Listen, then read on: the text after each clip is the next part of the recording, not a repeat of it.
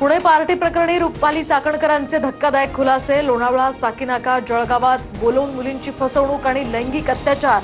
चाकणकरांकडून खडसेंच्या जावयावर मानवी तस्करीचेही आरोप। प्रांजल खेवलकरांच्या फोनमध्ये महिलांचे 1779 आक्षेपार्ह फोटोज आणि व्हिडिओज। बऱ्याच व्हिडिओंमध्ये खेवलकर स्वतः दिसतायत। रुपाली चाकणकरांचे आरोप तर एसआयटी चौकशीचीही या संदर्भात मागणी। माझ्या जावयानं तसं केलं असेल, तसे उद्योग केले असल्यास फाशी लावा, मात्र रुपाली चाकणकरांनी पुराव्यांशिवाय बोलू नये। पोलिसांकडे कोणत्याही महिलांची तक्रार आलेली नाही। मुलींची तस्करी होत असल्याचा आरोप एकनाथ खडसेंनी फेटाळला।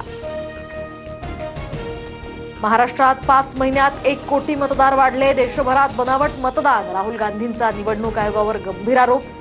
कर्नाटकातील एका मतदारसंघात 1 लाख मतांची चोरी झाल्याचाही दावा। निकालावर केवळ हायकोर्टात प्रश्न उपस्थित केले जाऊ शकतात। महाराष्ट्र मुख्य निवडणूक आयुक्तांचं राहुल गांधींना पत्र। काँग्रेसला 2 वेळा नवीन मतदार यादी पाठवण्यात आल्याचाही उल्लेख।